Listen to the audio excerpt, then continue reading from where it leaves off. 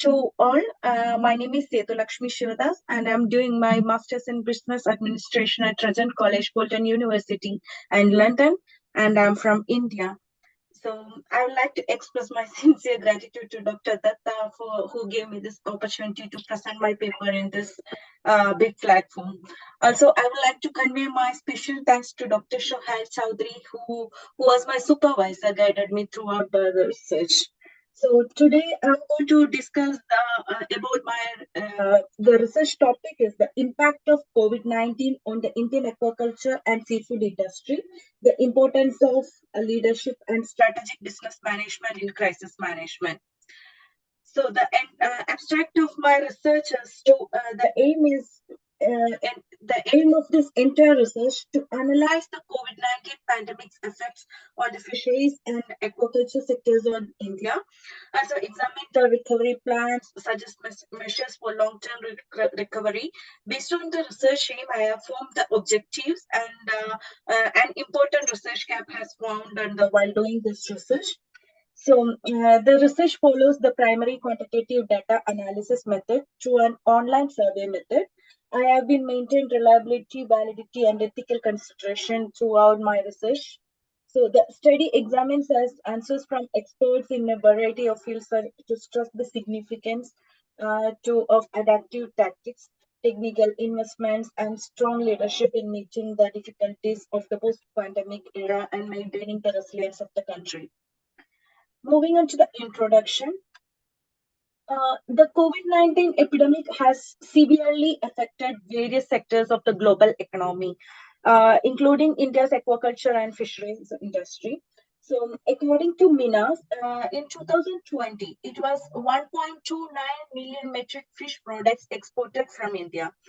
But in 2021, it was 1.15 million metric. So it shows how was the market decline at that pandemic time. So the research being conducted intends to examine how the global pandemic altered the Indian fisheries industry supply chain, demand trends, and market dynamics. It will examine the business struggles with the economic, social, and environmental effects of the pandemic. So the aim of my research is to analyze the COVID-19 pandemic's effects on the fisheries and aquaculture sectors in India, also examine the recovery plans and suggest measures for long-term recovery. So for the reason behind choosing this topic is like I'm an entrepreneur and I'm doing business in India. So right now I'm in London, but I'm doing business in India in the seafood and aquaculture industry. So I was one among them to like while this pandemic period, how it was. I experienced, so that's the reason I have chosen this topic. So my objectives in the study are how COVID-19 affected this industry in India, analyze what are the innovations and opportunities created by HRM in recovering from this pandemic situation, to analyze how leadership in strategic business management helps to overcome the crisis phase. So in literature review is like to understand well about how this industry has survived from this pandemic with the help of studies, publications, and expert perspectives. So in the previous articles and the books, it's mentioned about the importance of business management in the context of crisis management strategy and its importance for the development of business. But it's not mentioned about how strategic business management and leadership can be improved and how it makes the aquaculture business sustainable. So the research design helps me to develop the particular framework that can be used for the progress of the research. So it also helps me to eliminate an error or bias within the research. So I have used the explanatory research design to develop the cause and effect relationship between the variables. The explanatory research design can better explain the survey details done the post-pandemic strategic business management, because I have done the survey, online survey. So I have mentioned in this chart conceptual framework. So this conceptual framework that I have created based on the research aim and objectives, which involves the themes identified in the research. So moving on to the research methodology, I have collected the primary data through the online survey. I chosen 30 participants from who are handling various job roles in India, aquaculture and seafood industry in India, and I made 20 survey questions according to my objectives, and I have done the survey through online, and the graph one, it shows the possible to get a clear overview of the chief stakeholders in the fisheries sector in India, such as traders, consumers, fishers, and others. So these are the chief stakeholders in fisheries, seafood, and aquaculture sectors. So each of the individuals suffered on a strong aspect in the post-COVID-19 scenario due to the presence of crisis. So in addition, there was a heightened emphasis on biosecurity measures, but disease outbreaks, which had a double advantage protecting the staff and preserving healthy stock levels.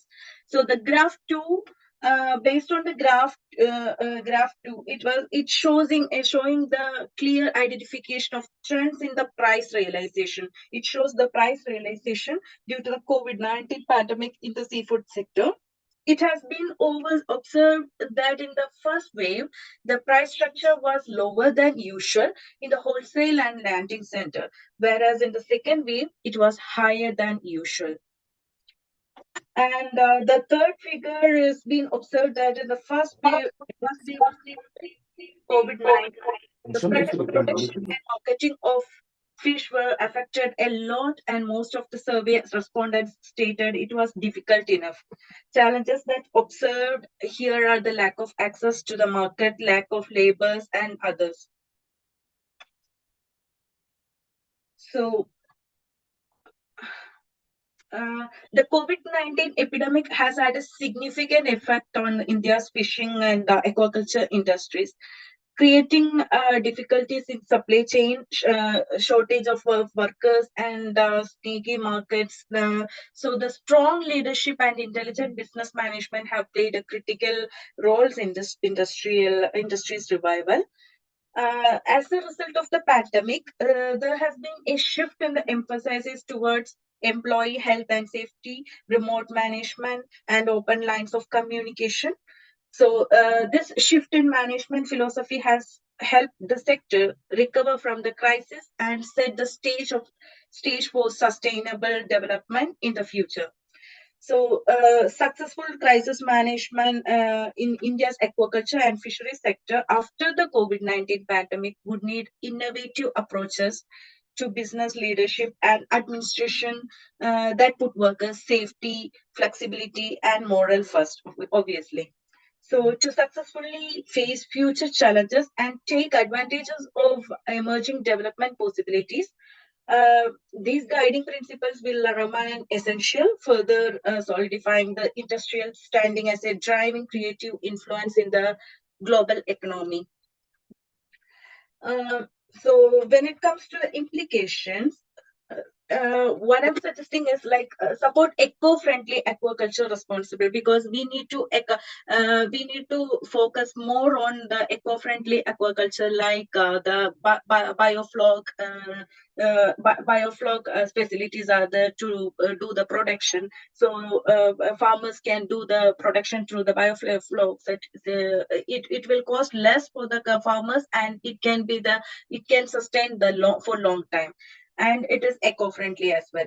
And consider establishing tax credits for the subsidies for the companies that implement environmentally sound policies in order to encourage a more sustainable economy.